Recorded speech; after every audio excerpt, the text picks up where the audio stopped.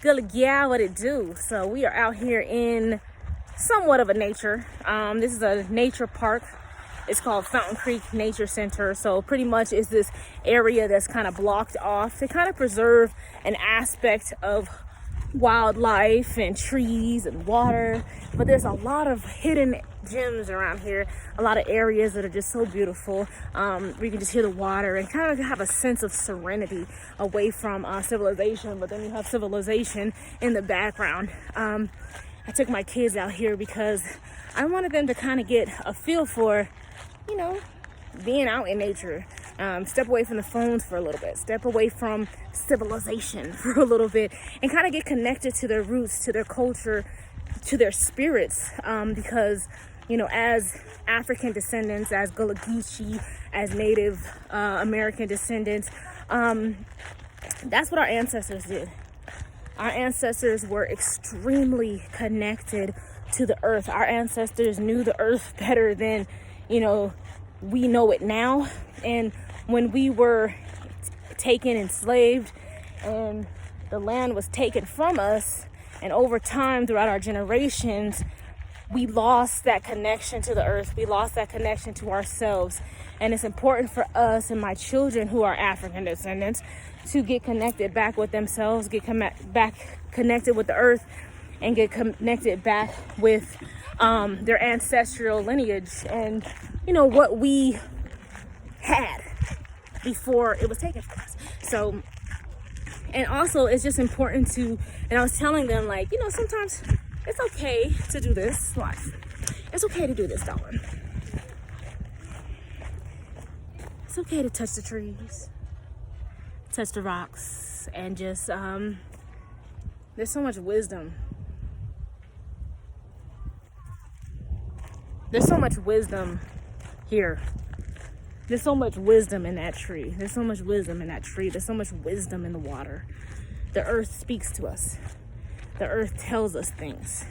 So if we ever get to a place where we just don't know what to do, our minds are going crazy and we don't know, you know, exactly, we don't have clear answers.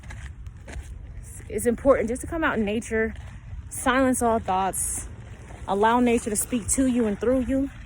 And whatever answers you need are going to come to you through the root of the earth. Sometimes that's why they say take your shoes off and ground yourself into the earth, because it speaks to you. You're gonna get all that wisdom.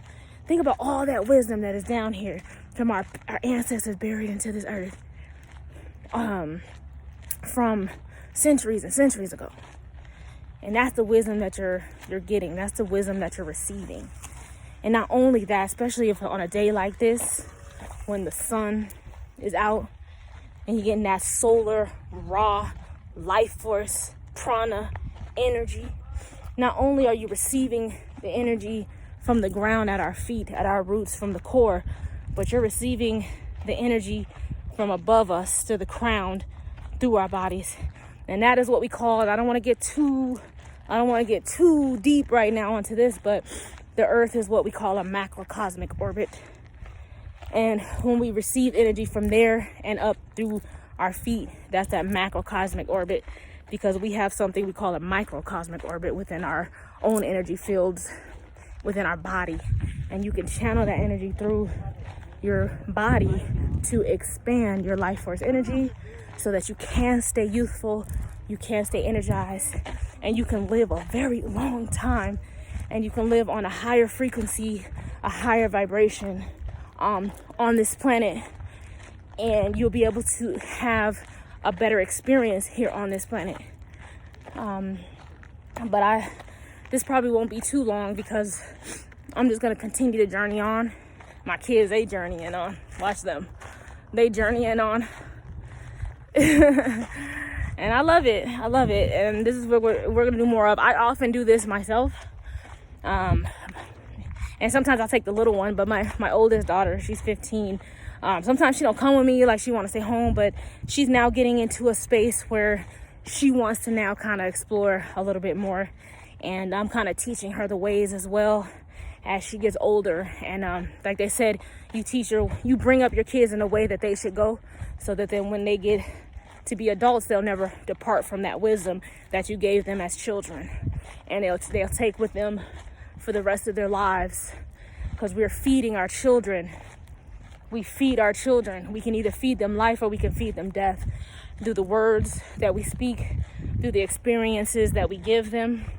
And so I'm choosing life, and I'm choosing to give my kids life so that they can live abundantly in this life and in the next.